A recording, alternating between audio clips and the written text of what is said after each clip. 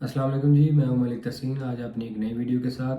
आज की मेरी वीडियो का टॉपिक है कि जर्मनी में असाइलम कैसे किया जा सकता है। आज मैं इस पे तफसील से बात करूंगा, आपको कंप्लीट प्रोसेस बताऊंगा। इससे पहले मैं आपको ये बताता चलूं कि आपके लिए ये बहुत ज़रूरी है जानना कि आप शेंजन की जब भी किसी कंट्री का वीज़ा लेके आते हैं तो आपको चाहिए कि उस कंट्री में ही असाइलम करें। ऐसा नहीं है कि आप जर्मनी का वीज़ा लेके आए और फ्रांस में असाइलम कर लें, या फ्रांस का वीज़ा लेके आए और जर्मनी में असाइलम कर दें। उस सूरत में ये होता है कि अगर आप फ्रांस का वीज़ा लेके आए और जर्मनी में असाइलम किया तो जर्मनी वाले आपको डिपोर्ट कर सकते हैं। वो इस सूरत में कि वो जर्मनी वाले रब्ता करेंगे फ्रांस से कि आपका बंदा, आपका कंट्री में जो वीज़ा लेके आया बंदा हमारे पास असाइलम किया, तो वो उसे वापस फ्रांस वाले मंगवा लेते हैं। और इसके अलावा अगर कुछ ऐसे कंट्रीज़ हैं जो अपना बंदा वापस नहीं लेते, जिनमें से ग्रीस, स्पेन, इटली, ये आमतौर पे अगर इन कंट्रीज़ का आप वीज़ा लेके किसी और कंट्री में जाके असाइलम कर लेते हैं तो ये कंट्रीज़ तीन जो है ये अपना बंदा वापस नहीं लेते, क्योंकि इनके पास पहले ही असाइलम सीकर का बहुत रश है। France, Germany, Netherland, Sweden, Norway, ये कंट्रीज़ ज़्यादा स्ट्रॉन्ग हैं, डेवलप हैं, तो ये अपना बंदा वापस ले लेते हैं। इसलिए बेहतर यह है कि आप जिस कंट्री का वीज़ा लेके आए उसी कंट्री में असाइलम करें। ये आपके लिए बहुत बेहतर है, वरना आपका टाइम भी ज़ाया होगा और 6-7 महीने बाद आपको डिपोर्ट करेंगे और आपके लिए नई परेशानी होगी और आपका प्रोसेस उतना ही लंबा होता चला जाएगा। ये बात बहुत ज़्यादा माइंड में रखने वाली है। इसके अलावा मैं आपको बताता हूँ कि जर्मनी का मैं इसलिए चुना है कि क्योंकि मेरे एक दो दोस्त हैं जर्मनी में, तो उनसे मैंने किसी सोर्स से इंफॉर्मेशन ली है, उन्होंने मुझे बताया, तो इसके बारे में आज मैं आपसे तफसील से बात करता हूँ। चलें वीडियो को स्टार्ट करते हैं। जिन भाइयों ने मेरा चैनल सब्सक्राइब नहीं किया वो सब्सक्राइब कर लें, ताकि मेरी आने वाली इंफॉर्मेटिव वीडियोज़ उन तक पहुँचती रहें और उनका भी फ़ायदा हो सके।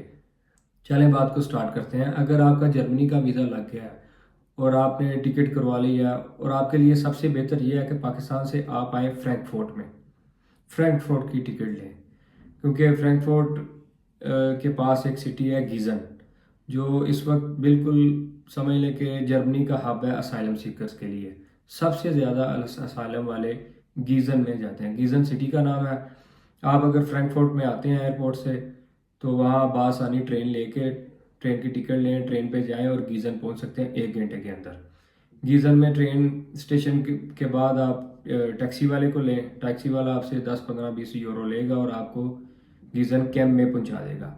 कैंप से मुराद ये है कि वो बराए नाम ही कैंप होते बिल्कुल फर्निश जैसे होटल होते हैं, इस तरह के कोई ऐसा कैंप का माहौल नहीं होता। तो आप बेफिक्र होकर टैक्सी वाले को बताएं कि मैंने असाइलम के लिए रजिस्ट्रेशन करानी है, तो वो आपको ले जाएगा। गेट के सामने उतरने के बाद आप सिक्योरिटी वालों के पास जाके उन्हें बताएं कि हमने असाइलम करना है। अगर आप अकेले हैं तब भी जा सकते हैं, फैमिली के साथ हैं तो तब भी जा सकते हैं। आपको किसी चीज़ की परेशानी नहीं होनी चाहिए उन्हें बताने में कि हमने असाइलम करना है, क्योंकि ये उधर आम सी बात है। जर्मनी असाइलम सीकर को बहुत ज़्यादा सपोर्ट करता है। 1984 से उन्होंने ये सिलसिला शायद इससे भी पहले का किया हुआ है और उससे इन्हें कोई मसला नहीं है। आप बेफिक्र हो के बस टैक्सी वाले को बताएं कि हमने उधर जाना है, वो आपको पहुंचाएगा और आप सिक्योरिटी वालों से बात करके वो आपको रजिस्ट्रेशन सेंटर में ले जाएंगे। रजिस्ट्रेशन सेंटर भी उधर उधर कैंप में ही होता है। रजिस्ट्रेशन करवाने के बाद वो आपको एक कमरा अलाट कर देते हैं। अगर लड़का अकेले या आप लड़के हो या लड़की, तो आपको वो लड़कों या लड़कियों के साथ अलग अलग मतलब कमरों में रख देंगे। अगर फैमिली है तो आपको सेपरेट कमरा दे दिया जाएगा और 1-2 दिन आपको टेम्परेरी तौर पे उस कमरे में रखा जाएगा। वहीं से आपकी अगले दिन की अपॉइंटमेंट फिंगरप्रिंट की होगी, उससे अगले दिन की मेडिकल की होगी। 2-3 दिन में ये प्रोसेस कंप्लीट करने के बाद वो आपको एक नई जगह पे शिफ्ट कर देते हैं, नई जगह पे। अगर फैमिली है तो उसको सेपरेट, अगर लड़का है या लड़की है आप असाइलम कर रहे हैं तो वो उन्हें उस तरह के माहौल में रखेंगे कि एक कमरे में 2 या 3 लड़के, या लड़की हैं तो 1 या 2 लड़कियां अलग कमरे में रख देंगे। इसके बाद ये है कि 2 से 3 महीने तक आपको उस रहायश में रहना होगा। उस दौरान आपके टैक्स नंबर आईडी इशू होता है, आपको वहाँ का टेम्परेरी वीज़ा मिलता है और आपका इंटरव्यू का जो है इंतज़ाम किया जाता है। फर्स्ट इंटरव्यू एक दिन फिंगरप्रिंट वाले दिन होता है, दूसरे तीसरे दिन जो आपके फिंगरप्रिंट हो जाते हैं उसमें आपसे टेम्परेरी क्वेश्चन किए जाते हैं कि आपने किस तरह वीज़ा लिया, अगर वीज़ा नहीं है तो बॉर्डर क्रॉसिंग करके हैं तो किस रास्ते से आए हैं, क्या आपके पहले कहीं फिंगरप्रिंट तो नहीं हुए। इस तरह की बातें वो आपसे छोटी मोटी पूछ सकते हैं, इसके लिए आपको तैयार रहना चाहिए। उसके बाद आपको 3 महीने टेम्परेरी जो रेजिडेंस, वो टेम्परेरी जो आपका घर या कमरा होता है उधर रहना पड़ता है। उधर आपका इंटरव्यू की डेट आ जाती है। इंटरव्यू देने के बाद आपको सेकंड इंटरव्यू के लिए वो बता देते हैं, डेट दे देते हैं कि हम आपका अब सेकंड इंटरव्यू भी करेंगे। फर्स्ट इंटरव्यू में आपको पूछ सकते हैं कि आपके फैमिली के मुतालिक पूछ सकते हैं, आपके जो मामलात हैं, आपके बिजनेस के बारे में पूछ सकते हैं, और आपका वीज़े के बारे में पूछ सकते हैं, किसने वीज़ा आपका लगवाया। इस तरह के क्वेश्चन कर सकते हैं। हो सकता है आपसे ये भी पूछ सकें कि आपने पाकिस्तान या इंडिया क्यों छोड़ा। पाकिस्तान या इंडिया, इस बारे में वो पूछेंगे कि आपको क्या मामला थे। तो आपने असाइलम के लिए जब भी उन्हें बताना है कि मुझे पाकिस्तान या इंडिया में ये मसले, तो आपने अपनी जान का खतरा ही बताना है।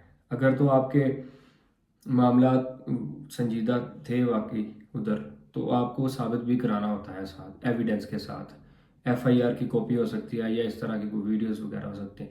अगर नहीं भी है आपका कोई ऐसा मसला, तो उस सूरत में भी आपने इस तरह अपना केस प्रिपेयर करना है ताकि आप उनको यकीन दिला सकें।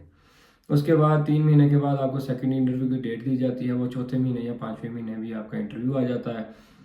2 इंटरव्यू होने के बाद दूसरे इंटरव्यू में भी इस तरह के क्वेश्चन होते हैं। अगर तो आप फैमिली के साथ हैं तो आपकी हस्बैंड का अलग से इंटरव्यू होगा और वाइफ का अलग से इंटरव्यू वो लेते हैं। तो इसके लिए भी आपको तैयारी करनी होगी। इंटरव्यू कैसे लेते हैं, क्या क्वेश्चन होते हैं, वो एक अलग से वीडियो है, मैं इंशाल्लाह नेक्स्ट वीडियो उसी पे बनाऊंगा। उसके बाद आपको डिसीजन का इंतज़ार करना होता है। इसमें टाइम ये लगता है कि फर्स्ट डे से लेके 6 मंथ तक आपका डिसीजन आ जाता है। इंटरव्यूज सारे मामला हो जाते हैं कि आपने इधर रहना है कि नहीं रहना। प्लस अगर आपका पॉजिटिव आता है रिजल्ट, तो आपको वहाँ रहने की इजाज़त मिल जाती है। हर तरह की फैसिलिटीज़ मिलती हैं, काम की फैसिलिटी मिलती है, और आपको वीज़ा भी 2-3 साल का मिल जाता है। नेगेटिव आने की सूरत में वो आपको कह देते हैं कि हमारा कंट्री छोड़ दें। अगर आप नहीं जाते तो फिर वो आपको पकड़ के डिपोर्ट भी कर सकते हैं। इस तरह के मामला होते हैं। इन 6 महीनों के दौरान वो आपके पहले 3 महीने तक, जब तक आप टेम्परेरी एक रूम में होते हैं, तो उस दौरान वो आपको खाने पीने का आपका इंतज़ाम करते हैं। आपको महीने के एक बंदे की 160 यूरो देते हैं, और बच्चों के भी इतने ही हैं, तकरीबन 120-130। अगर आप फैमिली के साथ हैं तो आप कैलकुलेशन कर सकते हैं कि हस्बैंड वाइफ के 160 और बच्चों के 120 के हिसाब से जितने आपके बच्चे होंगे, और अकेले बंदे के भी 160 हैं। और 3 महीने बाद जब वो आपको फर्स्ट इंटरव्यू के बाद पक्की रहायश में भेजते हैं, तो उसमें आपको फैमिली है तो उसको घर भी मिल सकता है या अपार्टमेंट मिलता है, और अकेला अगर बंदा है तो उसको अकेला रूम मिलेगा, या हो सकता है उसके साथ एक पार्टनर दे देते हैं। वो उस दौरान आपके वो पैसे बढ़ा के आपको इस वक्त जो 2024 में पैसे मिल रहे हैं, वो एक बंदे के तकरीबन 500 से 600 यूरो तक है। ये मुख्तलिफ स्टेट्स में मुख्तलिफ रेट है, क्योंकि मुख्तलिफ स्टेट में मुख्तलिफ एक्सपेंस होते हैं। तो इस तरह अगर फैमिली का देखा जाए, अगर 2 बच्चे हैं तो आपको 1200-1300 तक या इससे ज़्यादा कम बेश मिल सकते हैं। वो अगर एग्जैक्ट जो अमाउंट है वो मैं इंफॉर्मेशन लेके तो इंशाल्लाह वीडियो को पोस्ट करता हूँ, तो डिस्क्रिप्शन में मैं दे दूँगा, आप वहाँ से देख लीजिएगा।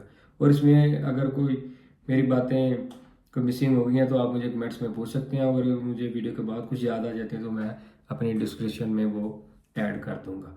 इसमें मैं एक चीज़ और ऐड करता चलूँ कि डिसीजन आने के बाद आपके पास एक अपील का हक होता है, जिस सूरत में आपको वकील कराना होता है। वकील आपका केस लड़ता है, और अगर आपकी अपील को एक्सेप्ट किया जाता है तो आपको दोबारा एक इंटरव्यू का मौका दिया जाता है। उसी तरह आपको अपने इंटरव्यू में अपीयर होना पड़ता है, अपना मामला को बताना पड़ता है। अगर वो सेटिस्फाई हो जाए तो आपका केस पास हो जाता है। अगर सेटिस्फाई नहीं होंगे तो आपका केस नेगेटिव में आ जाएगा। उस सूरत में दोबारा आपको वही आपके लिए पनिशमेंट है कि अगर पास नहीं है तो आपको कंट्री छोड़ना पड़ता है, और अगर आपका पास हो जाता है तो आपको वहाँ रहने की इजाज़त दी जाती है। आपको पैसे भी मिलते रहते हैं, आपकी अकोमोडेशन भी होती है, और आपको काम करने की इजाज़त भी मिल जाती है। और बेहतर यही है आपके लिए, अगर आपका डिसीजन नेगेटिव में आता है तो आपको कंट्री छोड़ जाना चाहिए, क्योंकि वो अगर आप किसी और कंट्री से आके जर्मनी में वीज़ा जर्मनी में असाइलम किया तो आपको वो उस कंट्री में दोबारा डिपोर्ट कर सकते हैं। और अगर आप पाकिस्तान या इंडिया या बांग्लादेश से डायरेक्ट जर्मनी में पहुंचे हैं तो हो सकता है नेगेटिव की सूरत में आपको आपके होम कंट्री में डिपोर्ट कर दें। इसलिए बेहतर यह है कि नेगेटिव आने की सूरत में आप खुद ही दूसरे किसी कंट्री में मूव कर जाएँ। आपके पास वहाँ भी ऑप्शंस होती हैं कि आप वहाँ जाके भी असाइलम वगैरह इस तरह के मामला कर सकते हैं। वो एक अलग सी चीज़ है, वो भी इंशाल्लाह मैं आपको किसी दिन कोई नेक्स्ट वीडियो में बताऊंगा। अगर आपकी आज की वीडियो मेरी आपको इन्फॉर्मेटिव लगी है, पसंद आई है, तो इसको ज़रूर लाइक और शेयर कर दीजिएगा और चैनल को भी सब्सक्राइब कर दीजिएगा। इंशाल्लाह मिलते हैं नेक्स्ट वीडियो में। अल्लाह हाफिज़।